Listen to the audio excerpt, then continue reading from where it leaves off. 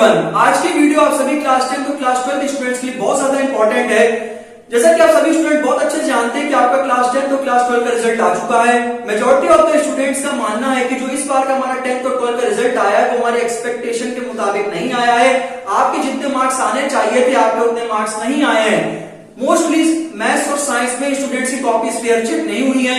तो स्टूडेंट्स मैं आपसे ये कहना चाहता हूं, चाहे आप क्लास 10 में हो चाहे आप क्लास 12 में हो, अगर आपको लगता है कि आपके किसी भी सब्जेक्ट में आपके जो मार्क्स हैं वो आपके एक्सपेक्टेशन के मुताबिक नहीं आए तो स्टूडेंट्स इस बार बिल्कुल भी पीछे मत हटना, अपनी कॉपीज को एक बार फिर से इवैल्यूएट जरूर करवा लेना, ठीक है। और इस बार सीबीएसई का एक नया रूल आया है कि आप अपनी कॉपी को ईमेल पर मंगवा सकते हैं, आपकी पूरी कॉपी आ जाएगी। तो स्टूडेंट्स बिल्कुल भी आप इस बार पीछे ना हटे। मेरा मानना है, मेरा 100% दावा है कि जो इस बार की जो मैथ और साइंस की कॉपी चेक हुई है वो फेयरली चेक नहीं हुई है। क्लास 12 के स्टूडेंट्स अगर बात करें तो अगर आपको लगता है कि आपके फिजिक्स में, केमिस्ट्री में, मैथ्स में और बायो में अगर आपको कहीं से भी किसी स्तर से लगता है कि मेरे मार्क्स इस सब्जेक्ट में बढ़ने चाहिए तो बिल्कुल भी आप किसी स्तर से पीछे ना हटे, आप अपनी कॉपी को जरूर खुलवाएं। और मेरा मानना है कि अगर आपको लगता है कि आपके मार्क्स बढ़ेंगे तो स्टूडेंट्स इसका आंसर है यस, आपके मार्क्स जरूर बढ़ेंगे। अपनी कॉपीज को आप एक बार फिर से रीइवैल्यूएट करवाएं, फिर से रीचेक करवाएं, जिससे कि आपको स्टूडेंट्स फायदा जरूर होगा। बिल्कुल भी पीछे मत हटना, क्योंकि मैं स्टूडेंट बहुत अच्छे से जानता हूं, आपने दिन रात मेहनत करी है और अगर आपको रिजल्ट उस हिसाब से नहीं मिला है तो स्टूडेंट्स इस स्तर से आपको अपनी तरफ से बिल्कुल भी पीछे नहीं हटना है, आपको कंप्लेन स्टूडेंट्स जरूर डालनी है।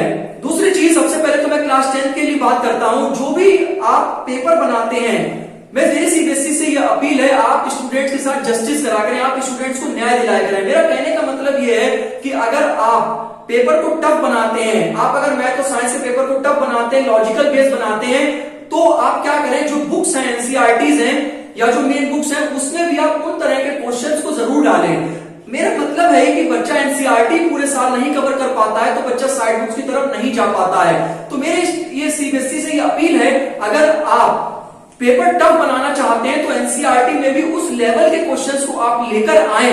आप एनसीईआरटी में भी केस बेस्ड क्वेश्चंस रखें, आप एनसीईआरटी में एमसीक्यूज वगैरह लाएं, जिससे कि बच्चे को एक प्रॉपर आइडिया मिल सके कि बच्चे के पास अगर एनसीईआरटी किताब है तो एनसीईआरटी में पूरा रोड मैप तैयार होना चाहिए कि मैथ का और साइंस का पेपर इस हिसाब से आता है। अगर हम थोड़ा गहराई की बात करें तो अगर आप मैथ का पेपर बनाते हैं तो उसमें केस बेस्ड क्वेश्चन और केस बेस्ड क्वेश्चन की बात करें या हायर ऑर्डर थिंकिंग इसके क्वेश्चन की बात करें तो एनसीईआरटी में वो क्वेश्चंस नहीं है।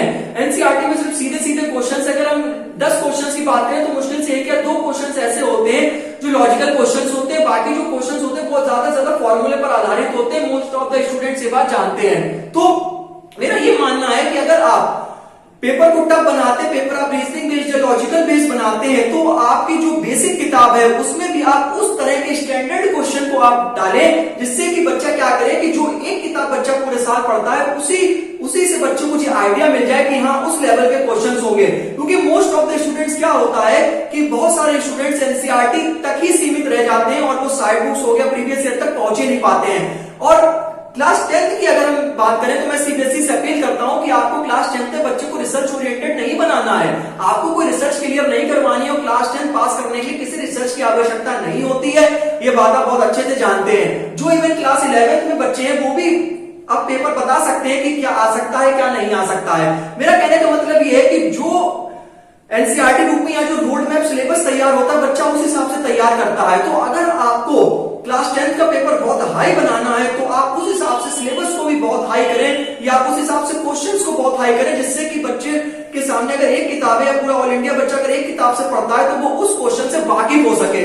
जब बच्चे के पास पेपर आता है तो बच्चा समझ ही नहीं पाता है कि ये क्वेश्चन उठ के कहां से आ गया, बच्चा लॉजिकली नहीं लगा पाता है, इवन वो ये तक नहीं समझ पाता है कि ये किस चैप्टर से क्वेश्चन है। मैं अगर बात करूं क्लास 12 में फिजिक्स की, अगर हम बात करें तो फिजिक्स में भी क्या है कि अगर आपको फिजिक्स में भी क्लास 12 में या फिर क्लास 12 की अगर हम बात करें तो 12th में आपको सिर्फ बच्चे को 12th पास कराना है। वो अगर अपनी आगे की तैयारी कर रहा है तो वो उसका अदर ऑप्शन है, लेकिन जो आपकी प्राइमरी अप्रोच है, जो आपका प्राइमरी लेवल है, वो तो सिर्फ और सिर्फ आपका क्लास 12 पास कराना है कि नहीं है। तो मैं सीबीएसई से अपील करता हूं कि जो क्लास 10 तो क्लास 12 के पेपर है वो एक लेवल के बनाए जाए, मतलब जिससे बच्चा उस हद तक पहुंच सके। फिर आप कहते हैं कि पेपर टफ आते हैं, फिर हम जो मार्किंग होती है वो इजी कर देते हैं, तो हमें क्या पता आपने मार्किंग इजी करी है कि नहीं करी है।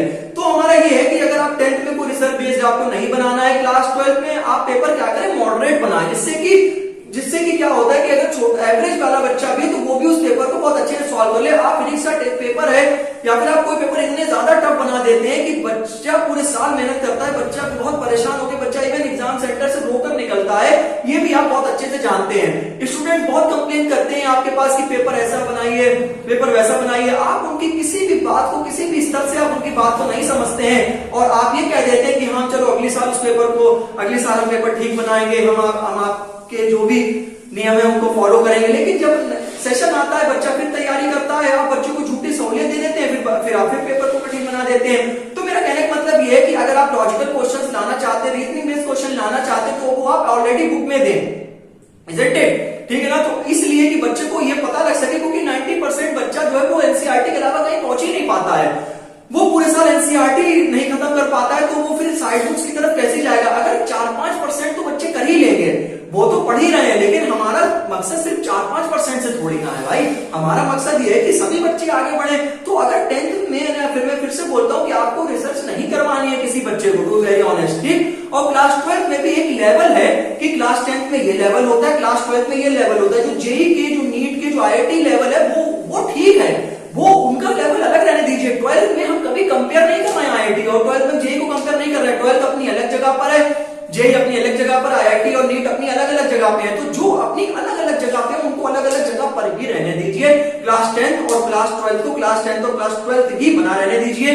तो मेरे बस यही मानना है। और अगर स्टूडेंट्स आपको किसी स्तर से लगता है कि आपकी जो कॉपी है वो सही से चेक नहीं हुई है, तो स्टूडेंट्स आप बिल्कुल भी घबराएं नहीं, आप अपनी कॉपी को रीवैल्यूएशन की तरफ जरूर प्रोग्रेस करें, आपके स्टूडेंट मार्क्स जरूर बढ़ेंगे। मैंने जो भी बात कही है वो सिर्फ और सिर्फ मैंने स्टूडेंट्स के फेवर के लिए बात कही है और मेरा मानना है जो भी मैंने कहा है इस वीडियो में वो जरूर आपको हेल्प करेगा। और अगर मेरी वीडियो आगे तक पहुंच रही है तो प्लीज आप इन पर काम करें। अगर आप टफ पेपर बनाना चाहते हैं तो आप उस लेवल का सिलेबस सेट करके दीजिए, उस लेवल के क्वेश्चंस आप एनसीईआरटी बुक में दीजिए, जिससे कि बच्चा वाकिफ हो सके कि हाँ हमें ऐसे क्वेश्चन की तैयारी करने। बच्चे को तो बच्चा यही समझता है कि पेपर मॉडरेट आएगा तो इसलिए बच्चा उस हिसाब से तैयारी करता है, बच्चा डेरिवेशन लगाता है। तो वो सब नहीं आते तो बहुत बच्चे मेहनत करते हैं, दिन रात पढ़ाई करते हैं और फिर जब एग्जाम सेंटर से बच्चे रो के निकलते हैं तो बड़ा मैं कह नहीं सकता, बड़ा दुख होता है कि बच्चा कहता है कि हमने 8-8 घंटे पढ़ा लेकिन उसकी कोई वैल्यू नहीं, हमने अपने नोट्स पढ़ लिए, न्यूमेरिकल्स लगा लिए, लेकिन मेरे मार्क्स नहीं आए तो बच्चे को बहुत खराब लगता है। तो इसके लिए सिर्फ बच्चा नहीं पूरी फैमिली भी परेशान होती है। तो मेरी अपील है आपसे कि आप क्लास 10 और क्लास 12 को आप क्लास 10 और क्लास 12 ही बना रहने दें, मेरी आपसे अपील है। और बच्चों के लिए आप हमेशा बच्चों के लिए आप हमेशा कुछ ऐसे नियम लेकर आए कि जो बच्चों को मदद करें और ऐसे नियम लेकर आए जो बच्चों के प्रैक्टिकल एस्पेक्ट से जुड़े हुए हों। तो बस आज के लिए बस इतना ही मेरा मानना है। अगर और आप एक बार कमेंट करके स्टूडेंट जरूर बताएं कि आपका जो रिजल्ट आया वो आपके फेवर में है या नहीं है। और मैंने जो भी बातें कही हैं तो मैंने किसी को ठेस पहुंचाने के लिए नहीं कही, मैंने सिर्फ और सिर्फ स्टूडेंट्स के फेवर के लिए बात करी है। तो स्टूडेंट्स आप एक बार जरूर बताएं कि जो मैंने बात रखी क्या ये सही है कि नहीं। अगर सही है तो यस, और अगर नहीं सही है तो नो। इसी प्रकार से मिलते हैं नेक्स्ट वीडियो में। तो बिल्कुल अब डरो नहीं। अगर आप ये चाहते हैं कि अगर आपका इवैल्यूएशन हो, आपकी कॉपी रीचेक हो, तो स्टूडेंट प्लीज पीछे मत हटो। तो अब टेंशन ना लो, बिल्कुल अपनी आगे की तैयारी करो। अगर आपको लगता है कि हाँ मेरी कॉपी फिर से चेक होगी तो स्टूडेंट जरूर करो, बिल्कुल पीछे ना हटो। इसी प्रकार से मिलते हैं नेक्स्ट वीडियो में, तब तक के लिए इजाजत दें। Bye bye and God bless all.